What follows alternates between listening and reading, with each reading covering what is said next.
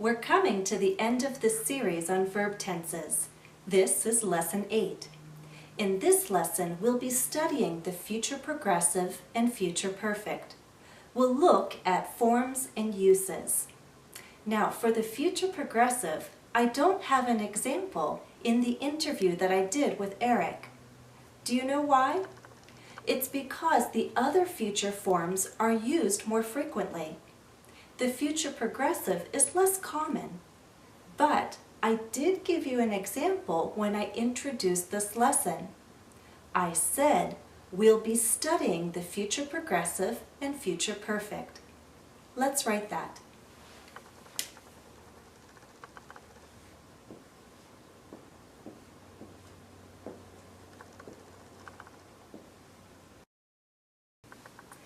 Do you see the full verb form here?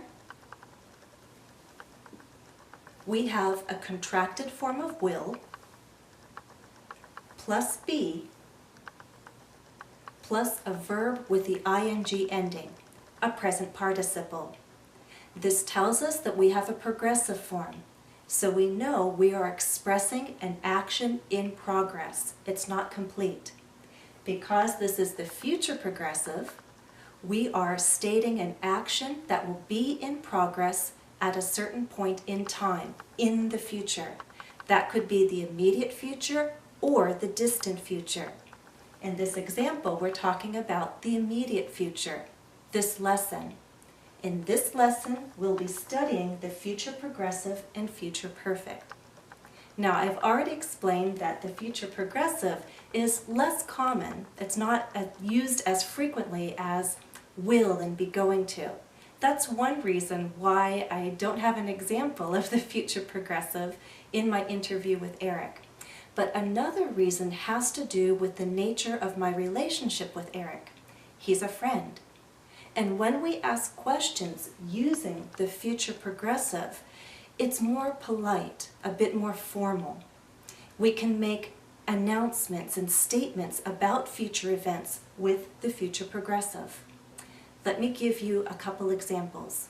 First, let's say that there is a reporter doing an interview and the reporter wants to ask Erik a question. To show respect, first the reporter will address Erik as Mr. Nugent. One question could be, Mr. Nugent, will you be recording any new songs? That's a nice, polite question. Also, let's say at a concert, I, as an organizer, am introducing a special guest, Erik. But because this is a formal setting, I could introduce him like this. Welcome to our concert. Tonight we have a special guest. Erik Nugent will be performing an original composition on his instrument, the new. Do you hear how that kind of statement is more formal in nature?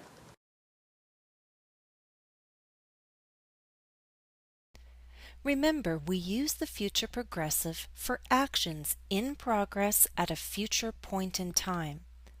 We also use this form to ask polite questions and make formal statements about future events.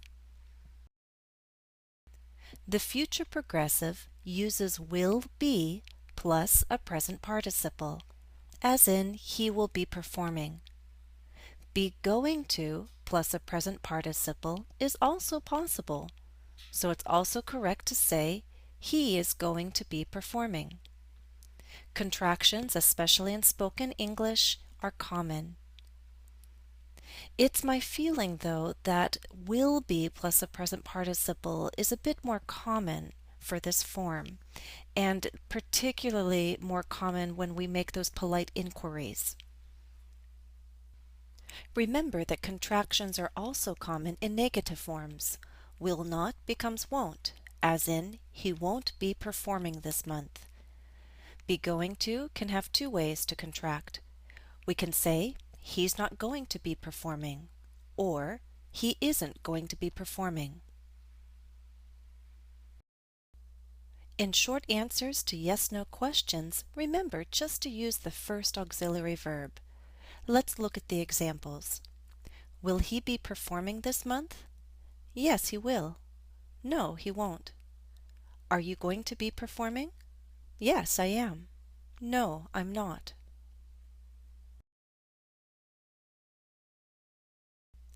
Let's do a quick check. Read the two sentences. Now, which one of the two sentences could fit into this larger statement?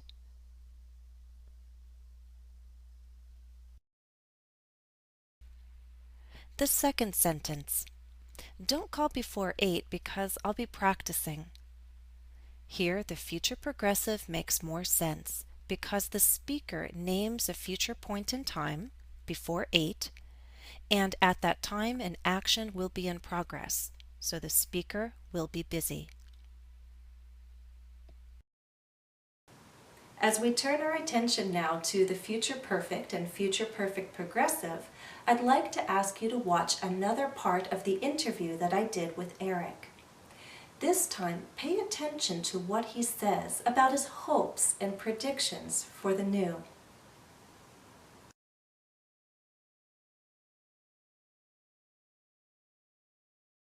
Erik, one of my questions is about, I don't know if it's more about hopes or predictions, but do you think in 10 to 15 years, professional musicians will have embraced the new? I hope they will, but it took a long time for classical music to embrace the saxophone. So I wouldn't be surprised if I die before it starts really getting accepted in the orchestra. But who knows, maybe what your great-grandchildren Right. will say, he invented the new. Right. Okay, well, good luck to you. Thank you.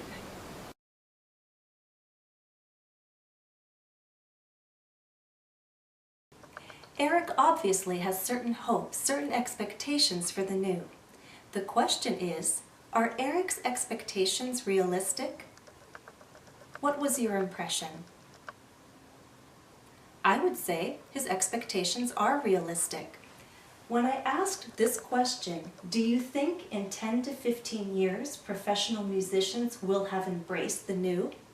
Erik said, I hope so. But he also went on to recall the history of the saxophone and how it took time for that instrument to be accepted.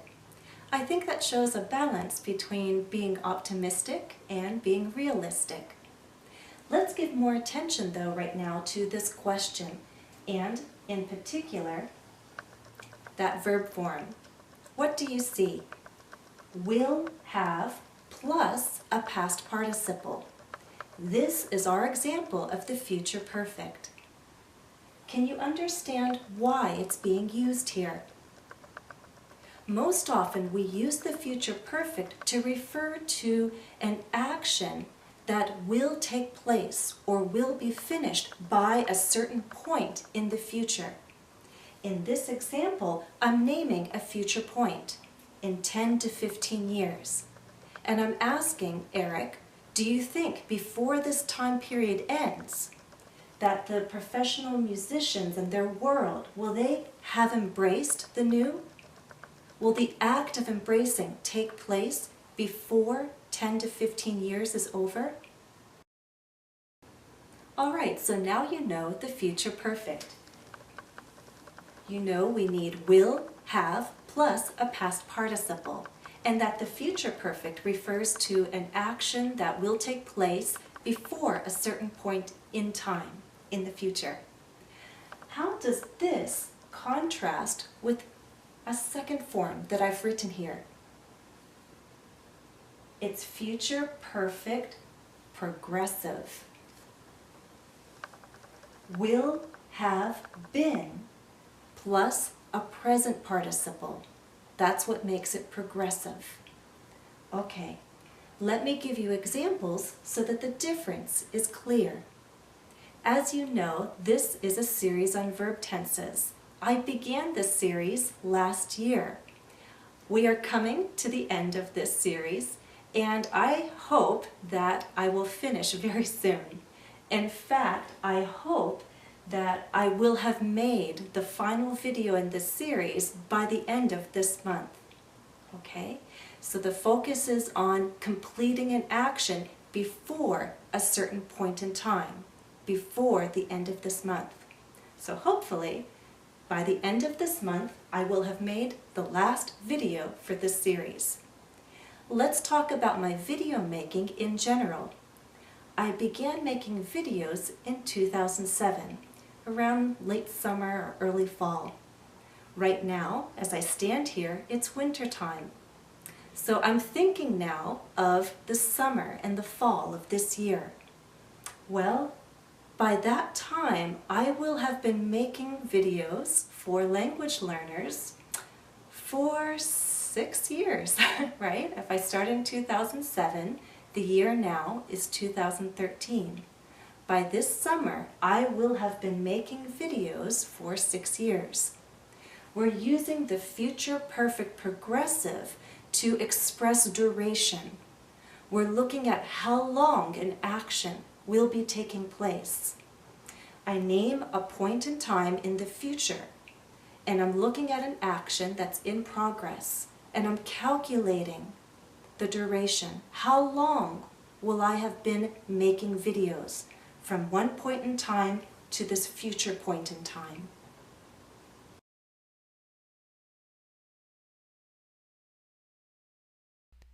Remember, we use the future perfect for future actions or events that will finish or take place before a certain point in time.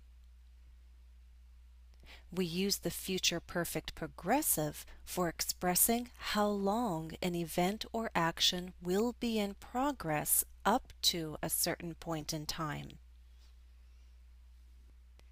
When choosing between the future perfect and future perfect progressive, remember this.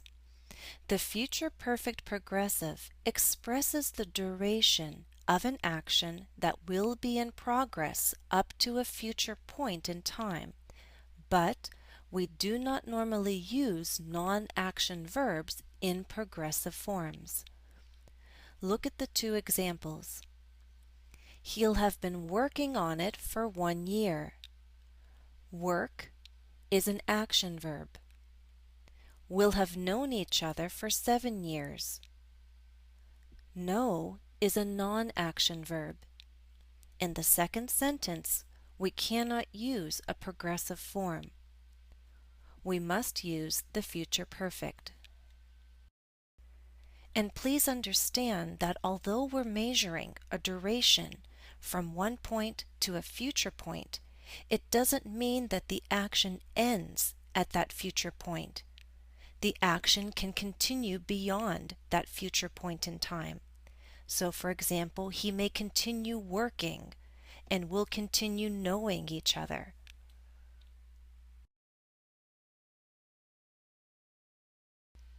Recall the forms.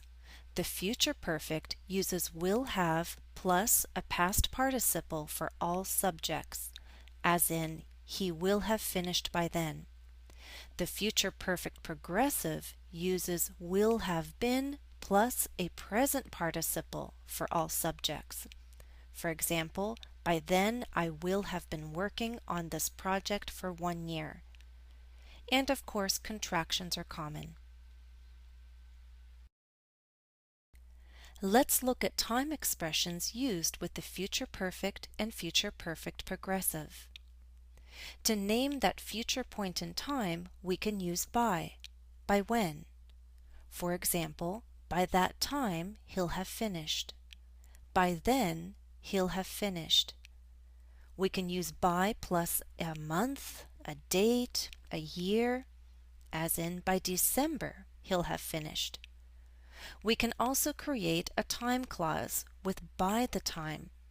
Remember not to use a future verb form in the time clause. Use the simple present. For example, by the time you return, he'll have finished.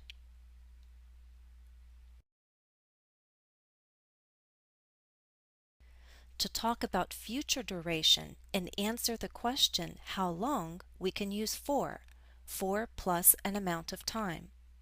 For example, Erik is married to a wonderful woman. Their anniversary is in September. This fall, they'll have been married for 12 years.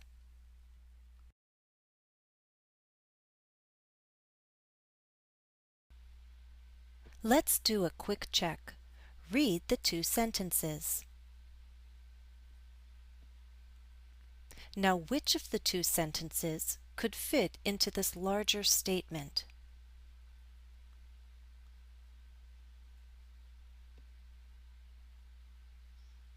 The first sentence, correct? We need to get there soon to hear him play his song. By 8:15, he'll have played it already. We're focusing on an action being complete by a certain time in the future. By 8:15, he'll have played it already.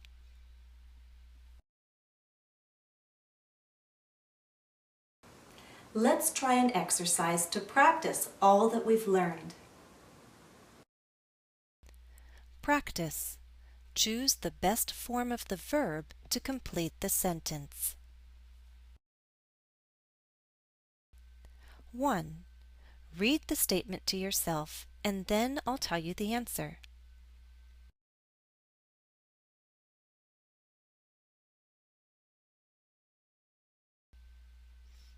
Answer.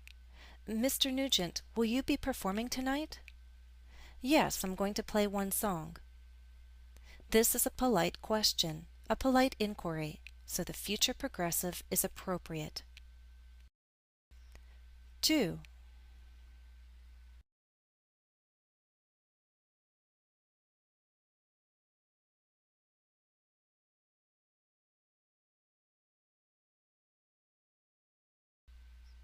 Answer.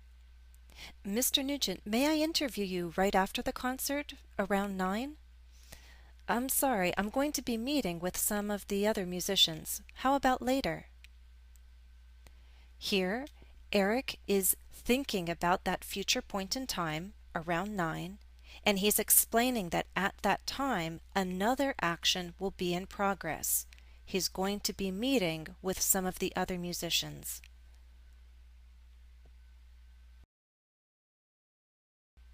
3.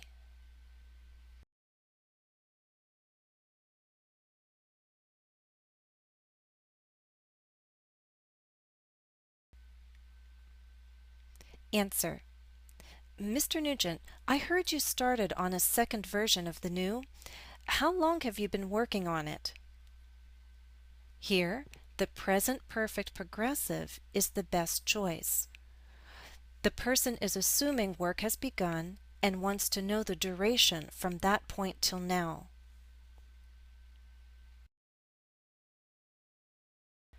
4.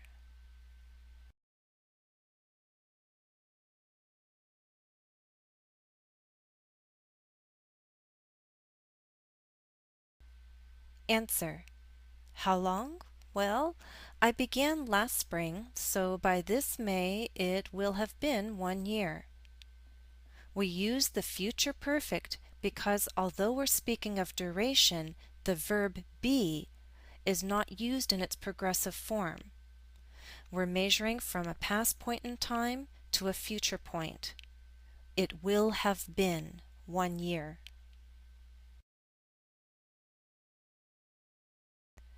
5.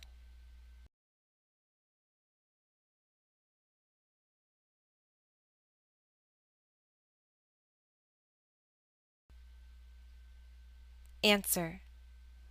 Please call me Erik. Thank you. Erik, will you have completed your work on the conical version by 2014? Here, the future perfect is the best choice. Why?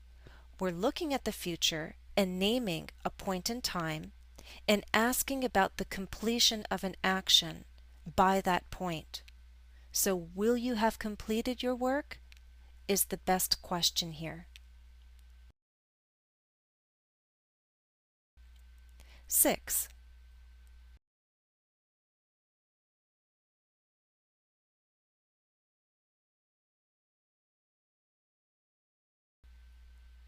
Answer. Do you think other musicians in the future are going to be playing the new? I certainly hope so. Here, the future progressive with be going to is the best answer choice. We're not focusing on duration or the completion of an action by a future point in time.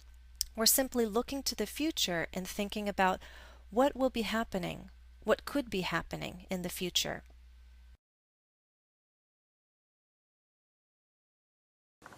That's all for this lesson.